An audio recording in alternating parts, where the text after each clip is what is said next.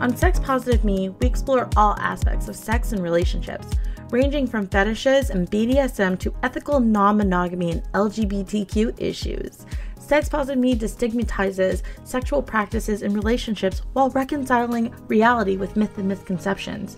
Our goal is to educate, entertain, and be advocates of sexual freedom.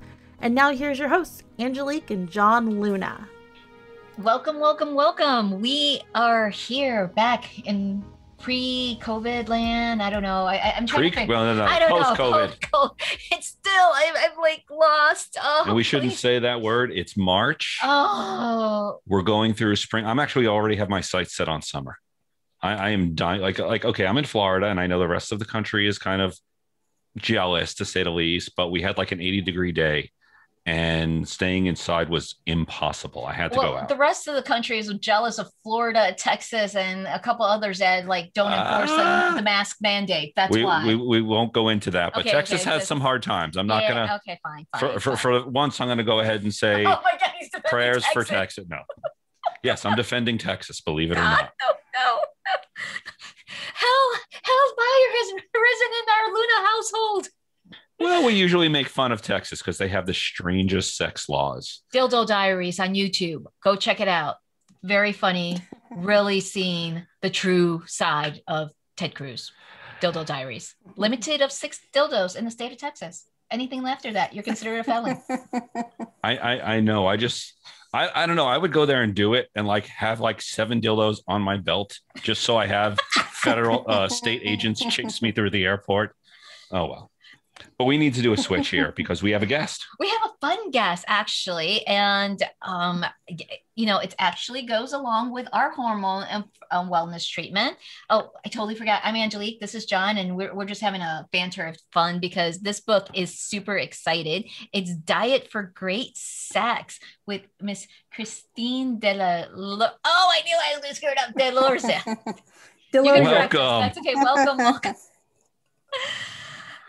So I love this. You have the background, acupuncture, herbalist, and now an author. You have a book now on Amazon. It's Diet for Great Sex, Food for Male and Female Sexual Health. And honestly, we enjoyed reading it. It definitely touched on a lot of, well, it definitely elaborated on stuff like, don't go to Golden Corral before a date because that's not going to work out and be cuddle time. But you went into the specifics, and I'm sorry, I keep talking. Please tell us. She's probably okay with it too. I am so sorry. I think my internet connection was a little. I got a little message that it was unstable for a minute, so I apologize about that. I'm sorry. Can you repeat your question? Nope. I want to go ahead and have you just tell us about your book because it says, obviously bringing food into sex. This is something that there's so much speculation about, but I think so little research about because you hear about aphrodisiacs and you hear their BS and you hear about this. I want to hear from the expert. Why you decided to write this book? Because also, like I said, she has like the hormones, the nervous system. It's not just the food part. It's just the whole trifecta that I was reading. Yeah. That's the thing is that we think about sex as a psychological phenomenon. Great sex is when you're with the right person, it's the right mood, you're feeling good. But physiologically, it's when your hormones are delivering strong, rapid nerve impulses to and from your genitals. It's when our blood vessels are delivering abundant blood flow to the genitals. And it's when our sex hormones are balanced. When that's all in place, sex is wonderful. And food very much affects this. So I've always been obsessed with health, diet, and nutrition. And when I started specializing in sexual health in my private practice, I wanted to bring that passion to my patients. I trained as a research scientist when I was in college. I, read research, I participated in research. And so I decided to take a look at the medical and nutritional research out there to see, what was out there. Is there any evidence to show, what should we be eating, and how much does this affect sex? I was blown away by how much research exists in this arena, both to directly, point us in the right direction and indirectly to point us in the right direction. So there's I reviewed tons and tons of clinical and epidemiological studies on diet, and just in order to show how we can eat to have the strongest nerve impulses, how we can eat to nourish our blood vessels and optimize, vascular function to and from the genitals. Most people know that guys need adequate blood flow. We all know that, but most people don't know that women, the female anatomy, we need adequate blood flow as well. Our pleasure, our sexual function, our arousal response is all dependent on blood flow. And females who have better blood flow have more pleasure, according to research. So we can affect that with what we eat, both in the short term and the long run. Even one meal, they've done studies, one meal will affect how well your blood vessels are functioning. It'll affect how elastic they are. It will affect how dilated they are. It affects a lot of things. If you eat a really high salt meal, for example, within 30 minutes, your blood vessels will be measurably stiffer.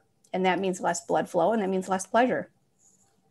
That's why we have our McDonald's after the sex, not before. Yes. Well, yes. Makes you think twice before going for those frozen meals, because I know they're always hugely high in sodium. Oh my goodness. And they're high in fat. They're high in all the good stuff. They're high in fat, they're high in sugar, they're high in sodium. And that's why they taste so darn good,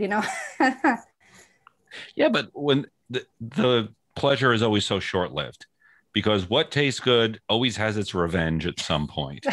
And, revenge. I'm not quite that bad, but I'm willing to sacrifice some flavor for better sex. You know what, though? That's the thing, is that why do we even seek out these high fat, high salt, high sugar meals? It's to boost our dopamine. That's what every human being seeks out. We seek to get this dopamine rush. And you know what? We can get it from sex. We can get it from better sex. So you just, delay gratification a little bit, and you get it in an even better way. See, that just backs up our theory of more a fitter you through sex and arousal. Yes, yes, exactly. We're not talking about wank watchers today. No, we're moving on from that one. So how'd you actually come up with the diet plan, and how does it work? Again, I don't want to give away your whole book, but I'm sure our listeners, obviously, most of our listeners are either vanilla with sprinkles, swingers, poly, kinky people. So they're probably on edge going, yes, more? Sure. Well, let me tell you about the absolute best food for sex in existence. And I'll tell you about why it's the best food for sex. The best food for sex are leaves. Okay. If you look at primates, you will see primates, no matter what else they're eating, they will be eating lots of leaves. They sit around all day eating leaves, and they have great sex. They don't have the same issues that we have. They eat more in accordance with what nature intended. And therefore they have sex with ease. They have pleasure with ease. Things come naturally. When we stick to what Mother Nature intended, our bodies will serve us better. So leaves contain all sorts of things that affect this trifecta of great sex.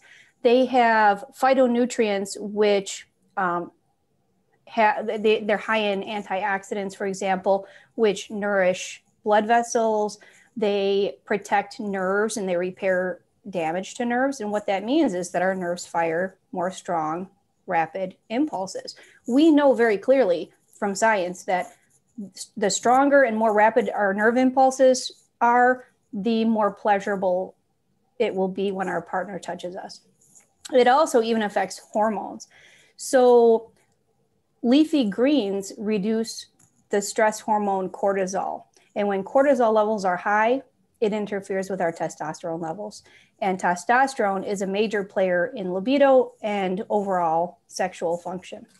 And not only that, you get things like potassium, you get other minerals that are critical, key players in sexual health. So if you wanted to just make one change in your diet where you're going to get a lot of benefit from it, it would be to have a big, huge leafy green salad every single day for lunch.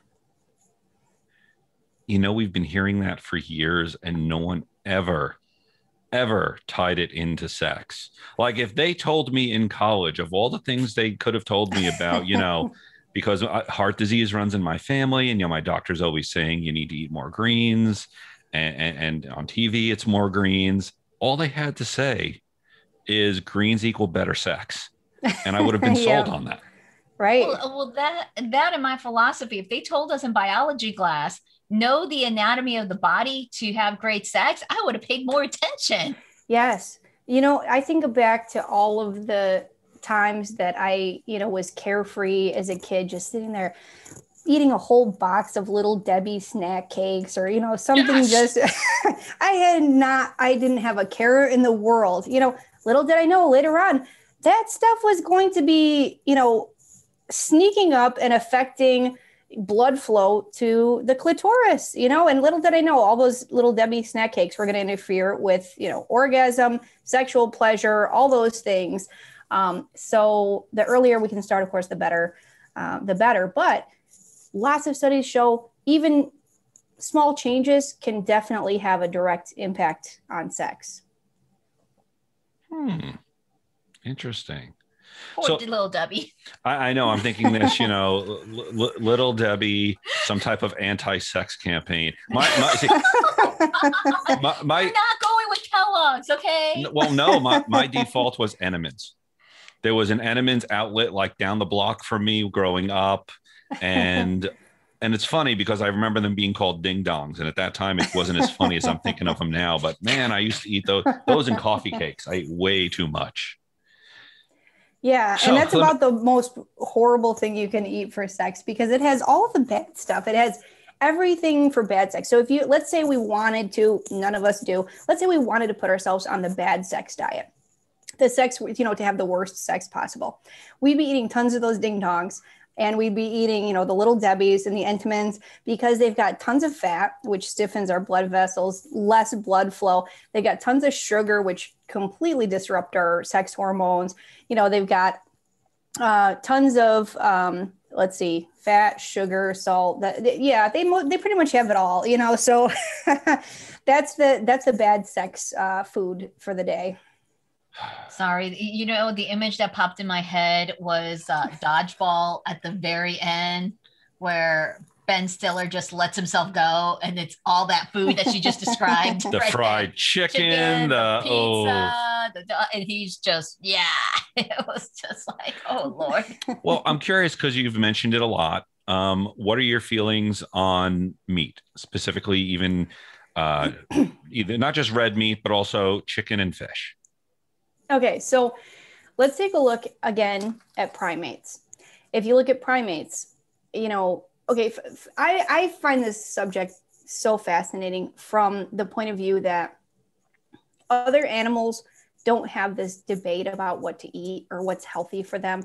They naturally know what's healthy. They eat it. There might be 5 different choices, but they pick the right one that's the most healthy for them. They know what it is. We rely on food experts who, will tell us completely opposing things. You know what I mean? No, none of us seem to know what we're talking about because, there's support that, evidence to support. Yeah, we have, let's eat all meat. Let's, just eat nothing but meat. Then we have, let's eat no meat. And quite honestly, the research to support a plant-based diet is much stronger than the research supporting like a keto diet, that sort of thing. There's a lot more. The body of research is larger. However, if you look at primates, for example, the amount of meat that other primates, because we're primates, human beings are primates. So if we want to say, okay, we've lost our way, how do we regain this sense of what we should eat? Let's look at our primate cousins. The range of their animal product intake ranges from like 0% in some species to 90% in other species. And it's mostly insects, but some mammals, things like that. If you look at zoos, for example, zoos typically feed their primates, depending on the zoo and depending on the primate, they might feed them, a lot of times they'll feed them a completely vegetarian diet. And there was one study, for example, that started giving slow lorises a cricket dispenser. So they actually introduced meat into their diet and they had more sex. They were doing it more. So the point is this. It would be impossible to say how much exactly meat is appropriate for our diets. I would say that it's at least some, just given the nutrition, the nutrient profile of meat. There are things like zinc that is readily available in meat, but in order to get it from legumes, you have to soak it to take out what we call phytates, which bind to it and make the zinc unabsorbable. So even populations of kids that were zinc deficient, they started introducing meat and their zinc deficiencies went away. Zinc is a really important mineral for sex. However, we eat way too much meat, in my opinion. We overdo it. The type of, we overload the fats and it's really wreaking havoc on our blood vessels. I don't think it's a bad idea. Anybody who wants to be plant-based, I think that's a great move. I don't think it's necessary to be, completely meat-free based on the evidence that I'm looking at. I think that meat can be a part of a healthy diet, and particularly fish. Omega-3s are really important for hormonal balance. They're important for cardiovascular health, and they're important for vascular function, nerve health, all of those things. So that, you can get that from plant sources. Meat, fish, though, is a really good source of those. Unfortunately, the fish has been so contaminated by pollution that, we have to deal with mercury, which does have neurological effects and can affect, adversely affect sex, because of that. Wild salmon is kind of a good middle choice in the sense that it has lower levels of mercury while also having higher levels of omega-3s. If you go for like farm-raised salmon, a lot of people go for farm-raised salmon and that's fine, but the farm-raised salmon doesn't naturally have omega-3s as much. They actually have to add omega-3s to the feed in order to have the fish have a higher content. And quite honestly, the close quarters, they have a lot of toxins that they release, and it's in my opinion, your best bet is going with wild. Interesting. Man, and I don't know where you guys fall on that. I know that everybody's very protective of their views on meat consumption. It can be a sensitive subject. It's not a personal subject. I've done Atkins before, and I've done that. I've also gone a lot more plant-based at certain other times in my life. Right now we've met a nice balance that we do have regular salads. We do, when they were open, visited farmers markets because the stuff you get locally is so much better than the stuff you get that comes in a bag. I mean, it just tastes better. It's just straight from the farm. And I believe it wilts quicker. And that's the biggest experiment. We will buy stuff on Saturday. And by Wednesday, I'm like, why does this apple look like it's been here 2 weeks? Well, that's how the apple should look. And we don't really think about that because we're in such an industrialized society that, we expect all our foods to be on demand and last forever. Forever. Well, it's true. It's true. Someone's guilty of buying stuff and then waiting like 4 weeks to eat it. Yeah. While I stare at it. Yeah, you going after my pancakes there. Damn you. Well, you're lucky that you're not looking in my refrigerator right now because I have all the produce is like from weeks ago that I haven't eaten and it's like going bad. So I'm guilty of it too. I think we all are. But yeah, the CSAs, I really like CSAs because the stuff is super fresh. A lot of CSAs that you can get, community supported agriculture, you can get the stuff that's picked that day. It's amazing to me. I went into my local co-op and I was looking at a bunch of scallions and they were like, yeah, I said, wow, these look so fresh. They said they were in the ground 4 days ago. And that was really good.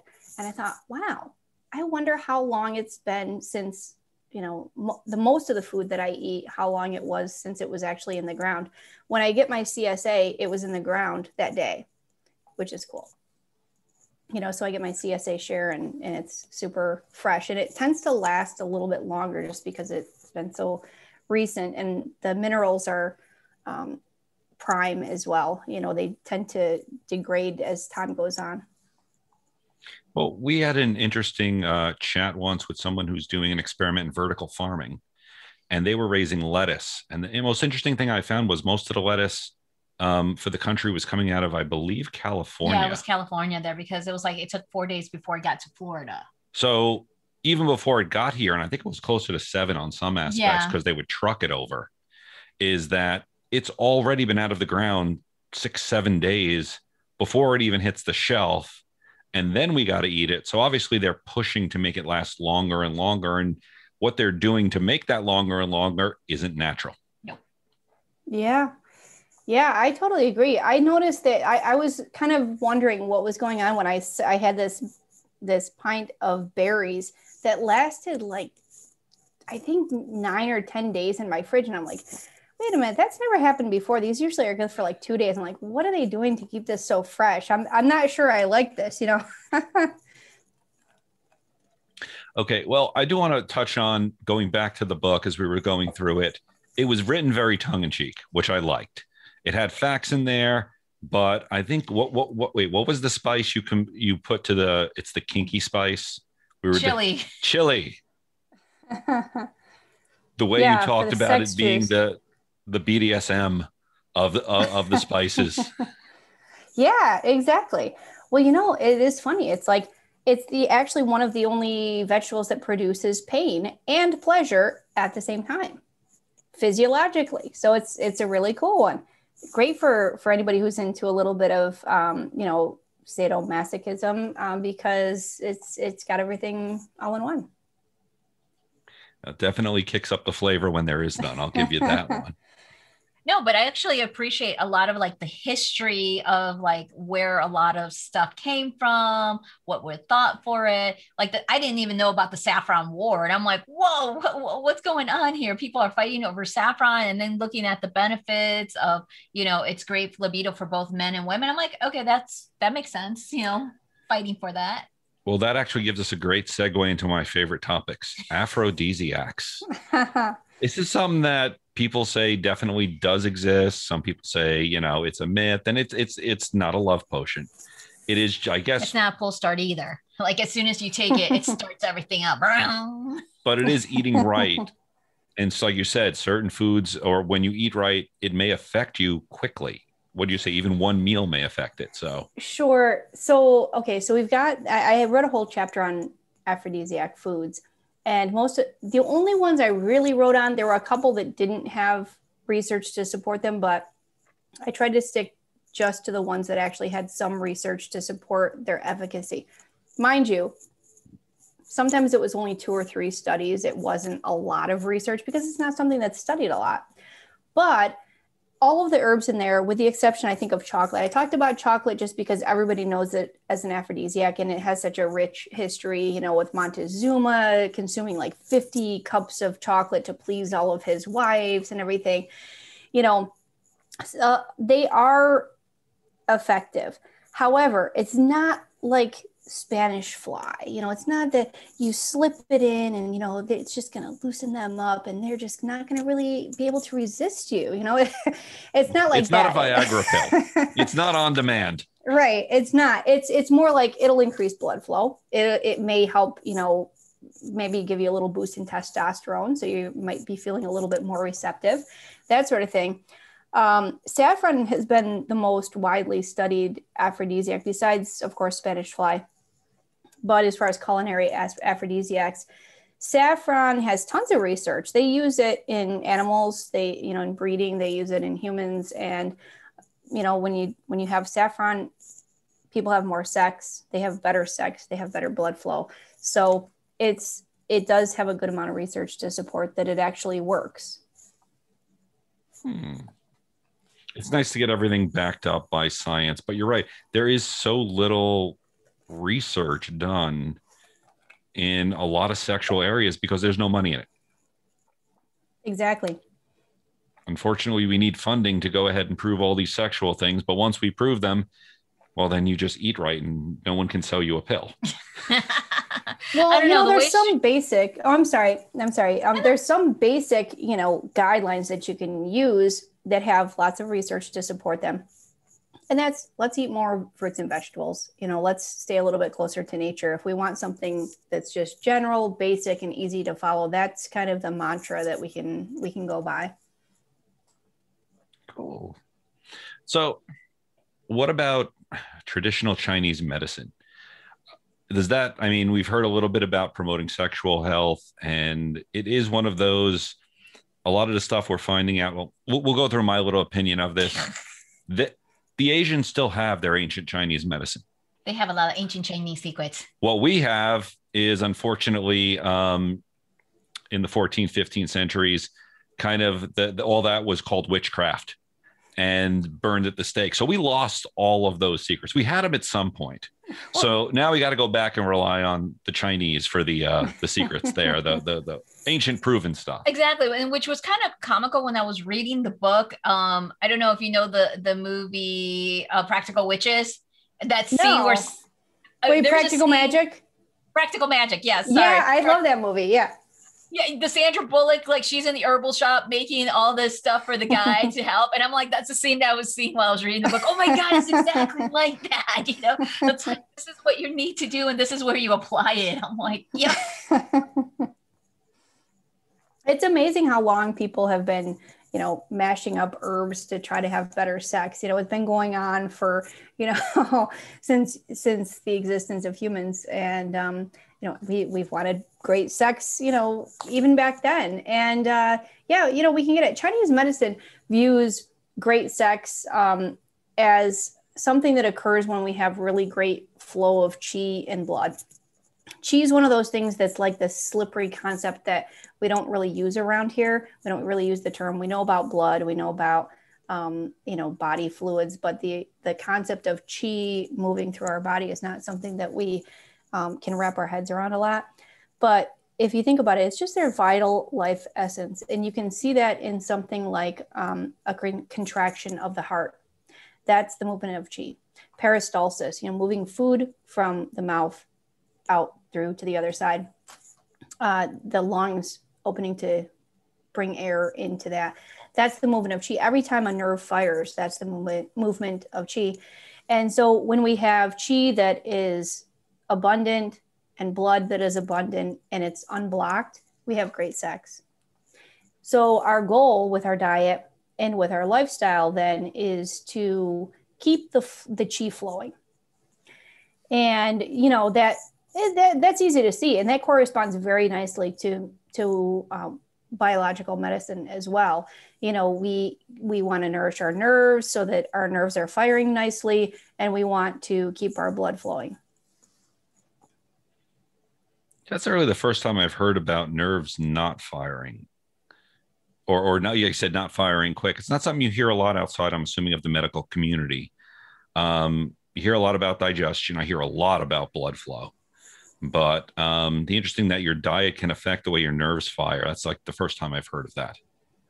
You can see that, you know, on a more extreme level with type 2 diabetes, for example. That, you know, we all know that it's called diabetic neuropathy. It's when our nerves, you know, because of nerve damage, nerves either fire when they shouldn't be, or they're not firing very quickly, they're not firing very strongly.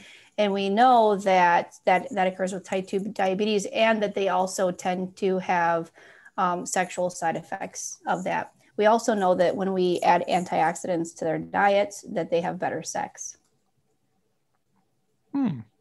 What do you because I'm a type 2 diabetic now? You're like thinking, yeah, I'm poking at you. Exactly. And here I was like, hey, we should give him. I should give John more some Damia. How do you pronounce that? I don't know how to pronounce that. Damiana. Yeah. Damiana. Yes, because he's like he has anxiety and help with his sexual. I'm like, okay, I'm gonna put that more in his diet. So trying to alleviate the anxiety part. Yeah, no, I was already plotting some things here with your book. Well, I like the way it goes through. It's definitely splits up into different spices and herbs and, you know, what they all do sort of, as well as, again, the history and the cheekiness of it. I'm enjoying of that humor of it. So yeah, how Marquis de Sade almost killed all his prostitutes in an orgy with Spanish fly. I was like, what? I never knew, you know, Spanish fly is one of those things I heard about in like grammar school, like third grade, when you barely knew what sex was. Yeah. You went to 12 years to all boys Catholic school. So 12 years of Catholic school, 4 years of all boys high school.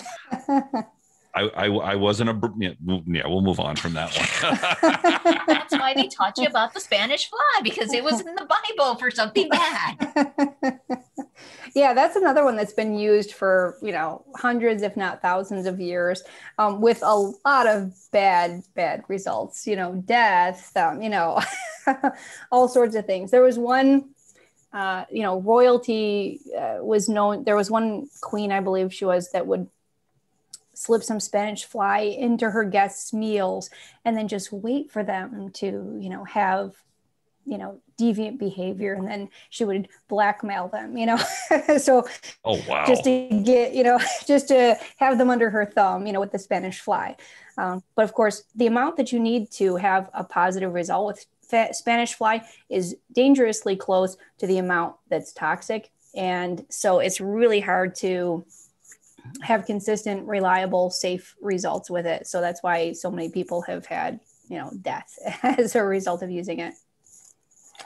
Man, our pursuit of sex goes all the way to the near-death experience. Yeah, let's write Spanish fly off the recommended list. I'm still trying to figure out if there's more researches on prunes and the brothel houses. No, there was not. I tried to find it because I was like, wow, that was standard practice. Standard practice was you served prunes in these brothels, to get your customers in the mood. But I found absolutely no research to support that. So that was off the table. But you know what? There's a lot of basic dietary practices that we can incorporate that will absolutely lead to better sex. Very simple, like leafy greens, like, having, if we just take one meal, which is lunch, have a nice green leafy salad and have a baked potato or a yam with it. Then we've got all the nutrients from the salad, and we also have a high potassium meal. And high potassium is something that that very much helps with sex. We don't typically get enough potassium. I think it was like 97% of Americans did not get enough potassium in their diets. And it wreaks havoc on our blood vessels. Up your potassium, your blood vessels are more elastic. They are, the lining of the blood vessels is, it cares for those, and that in that way it delivers more blood flow.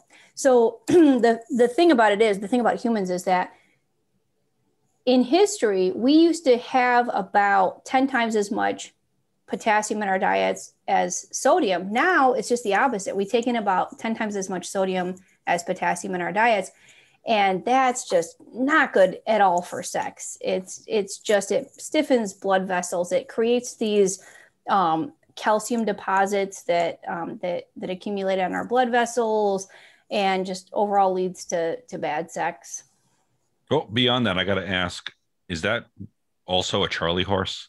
Because I know every time I get a Charlie horse, I'm told to eat a banana because of the potassium. Yeah, there are three well, there are a lot of minerals involved in muscle contraction. One of them is, we have potassium, which is more associated with muscle contraction. Then you have magnesium, which is more associated with muscle release, but also potassium and zinc are involved in that process as well. So get more vitamins and minerals. Other primates take in many times the amount of those minerals that we do because of the fact that they eat so many leaves and fruit. So I do want to ask, because when I think of potassium, the only thing I think of is a banana. What other foods are high in potassium? You know what? There's actually not. It's a very short list. You would be surprised. You actually have to make a conscious effort to eat more potassium in order to get enough of it. The best sources are potatoes with the skin, because 40% of the mineral is in the skin, yams with the skin, banana, squash, oranges, mango is another good choice, kiwi. But yeah, it's not a long list at all. Oh, leafy greens have potassium as well, and broccoli.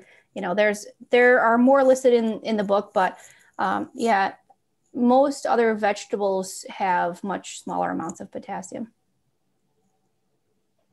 So let me ask you, who was the target audience for this? Because it sounds like, again, those just trying to get healthier, but this could definitely help with erectile dysfunction, especially if you have a horrible fast food-based diet. I know I never eat too bad, but I was actually diagnosed with low testosterone years ago. And that's something that somewhat has affected my life. And I think we've all gone through reduced libido here and there, depending on where we are. But I mean, who should be buying this book? I originally wrote it with my patients in mind, the people who come to see me. And, my patients range in age from, like early 30s to like late 70s.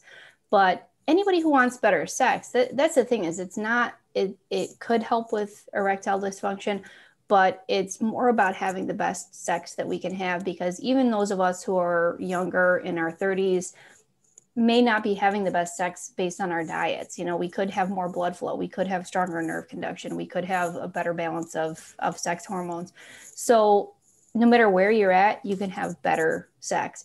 The thing about cardiovascular health and sex is that the blood vessels leading to the clitoris and the penis are among the smallest in the body. So those see that plaque accumulation first.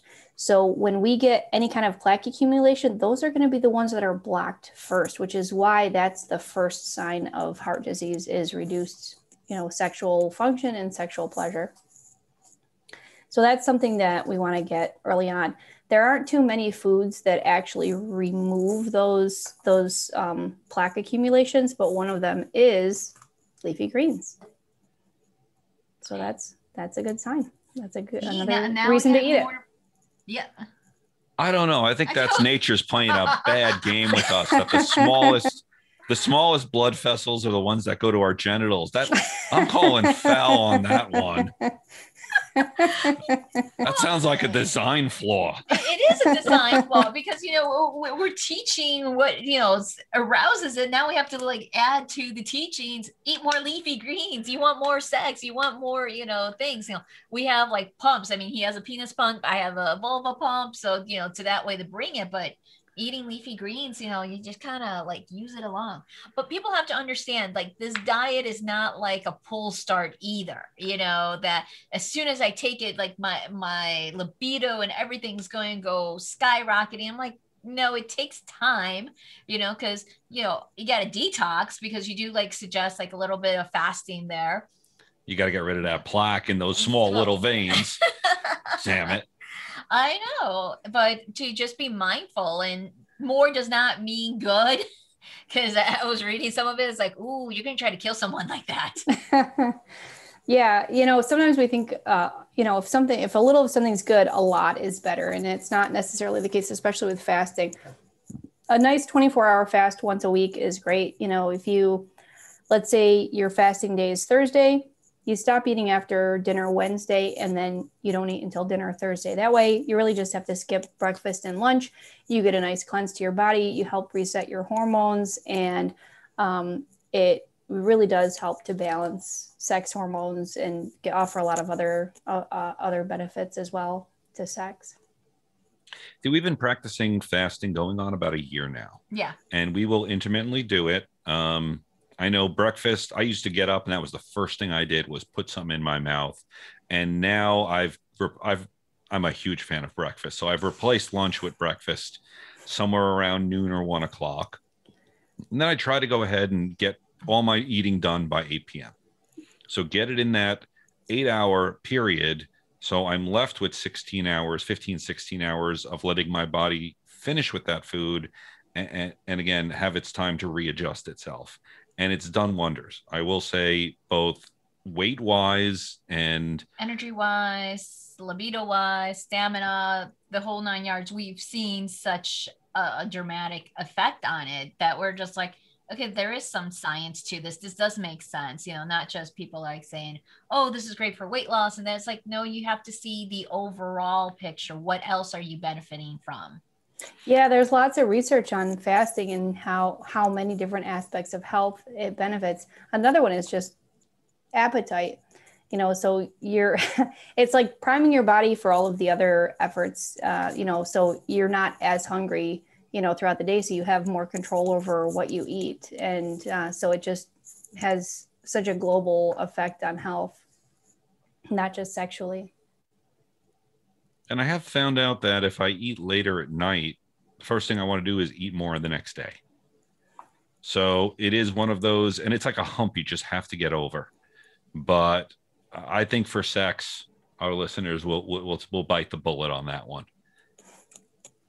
They can't buy. We're not taking one for the team. They gotta like understand this is for their pleasure. That's true. That's what we always do. Everything, and it's like I like how at the end of the book you kind of give them like a test and ask them questions and how to set up for a sexy date night based on everything you've gone through in the book. Because sometimes people need to think more than just what they read, because one thing we've noticed, it's like as children we have great imagination, but once we become an adult we completely lose it, that we don't have an imagination. It's like you got to think back, to the fun, curious, what do we want to do, what do we want to explore, and giving them tips and tricks at the end of the book, as well as these diet recipes and like a planning menu that they should. It's great advice. Thank you. I'm glad you saw that, because in Chinese medicine, our mind and our emotions are not considered distinct, entities from our body. It's not like there's psychology and then there's like physiology. Everything is the same. It's all interconnected. And so I wanted to devote a chapter just to the more relationship and emotional aspect of great sex. We can treat our bodies really nicely. We can, help our nerves to fire more rapid impulses. But if we're not, considering beyond our own pleasure and beyond ourselves, we're not going to get maximum, the best sex possible. And we're not going to be giving the best sex possible to our partner. Kindness is such a fundamental aspect of great sex. So I did devote a chapter to that, as well as another chapter to tips for pleasing our partner, a very concrete, specific tips. Well, I know we also talked a little bit about acupuncture. I have done that once. I actually did it. I know I did it on a cruise ship. You get on there on vacation and they had it up there and they had relaxation package. And I said, I need that one. And it worked.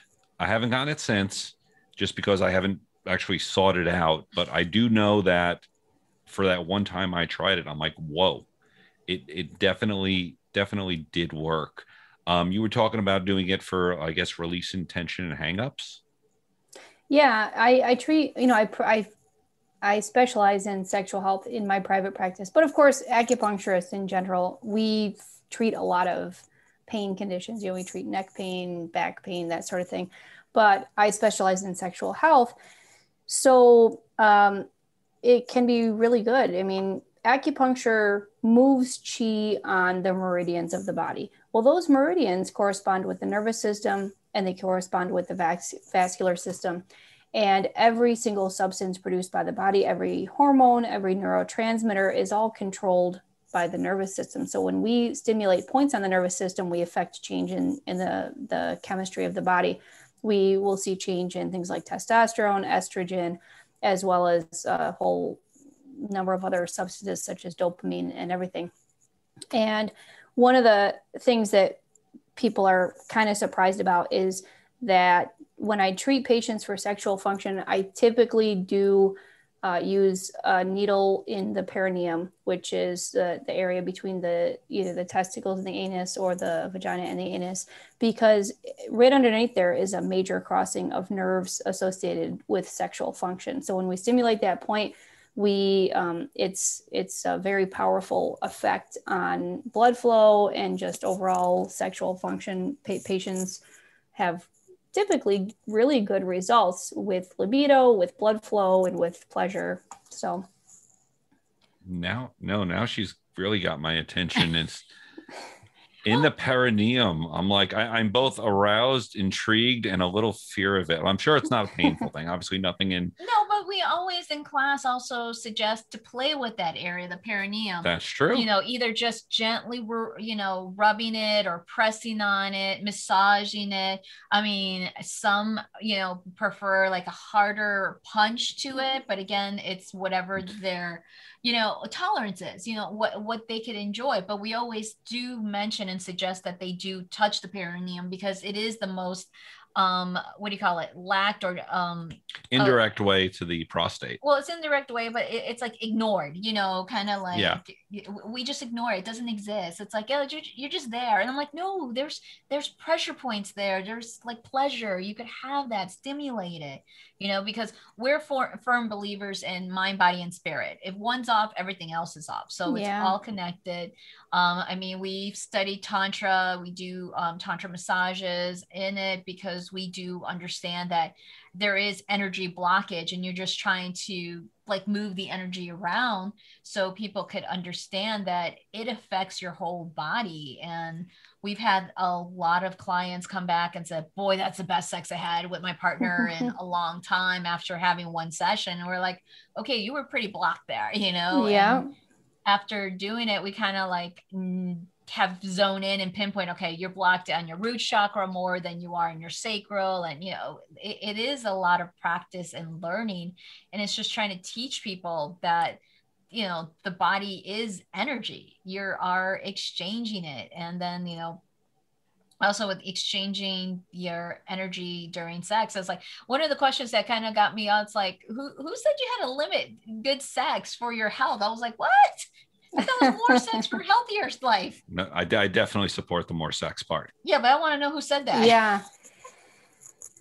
Well, okay. So this is something that we're taught, when we go to acupuncture school, we're taught that this is a fundamental tenet of traditional Chinese medicine, that you should limit sex to conserve your essence. Well, at least particularly for males. But if you look back a little bit further in history, it wasn't always the case. As soon as Confucianism, kind of took hold, that's when these more restrictive, controlling kind of views on sexuality took hold. Before that, we saw rulers who would have like 81 concubines, and they would be encouraged to have as much sex as possible because they were extracting this essence, this vital essence from the sexual act that was going to nourish their sperm, and so that they would have the best sperm. They'd build it up with the concubines. Then on the full moon, they'd serve the queen this like magnificent sperm that was going to, create a wonderful, smart, strong heir, to the throne. And so that was completely different than this notion of, conserving your essence because, sex is depleting it. I knew it. Some kind of religion tried to control us with sex. No, that's never happened before. Oh, I don't know what you're talking about. Christine, this has been a pleasure. We've been having so much fun. Love your book here. Please tell our audience member where they could find you, where they could reach out. And where they can buy the book. Yeah. Sure. So you can get the book on Amazon. It's called Diet for Great Sex by Christine Delozier. My website is dietforgreatsex.com. And I'm also on social media. I'm not great with social media, but I am on there. So you can reach out that way. On my website, I have some contact information, so you can shoot me an email if you want to get a hold of me. Well, we'll put those links in the show notes, but thank you again for coming on the show. It was great talking about you. It's great to go ahead and get someone else backing us up on with our antics. Well, it's obviously she did the science part for us. She did. I'm like, I am not a research scientist, and I'm glad someone else can pull up the research on this. So thanks again. We really appreciate it. We appreciate you. Thank you. Thank you so much. Hey, John, I want to get a new toy. Okay, so let's go to Fairvilla. But I don't want to waste time trying to find out what goes with what. Well, there's Fairvilla University, and their staff is very well educated and helpful. Okay, but how about if I just want to go to a party instead? Then go to their website, because on their calendar they list all their events. But I don't want to spend a lot of money. Have you heard of their loyalty program? Oh yeah, that thing on my keychain that makes everyone blush every time they see it. That's the one. Let's go. Well, they have over 5 locations in Central Florida. Which one do you want to go to? Fairvilla. For pleasure, fun, and fantasy. Thank you for listening to Sex Positive Me. If you like our content, please like, subscribe, and review us. You can find us on social media platforms at Sex Positive Me or on our website at sexpositiveme.com. You could also reach me on all social media platforms as Miss Angelique Luna. And you can find me at John C. Luna. And if you liked content like this and want some more, please subscribe to our monthly newsletter. And thanks for listening. Goodbye. Goodbye.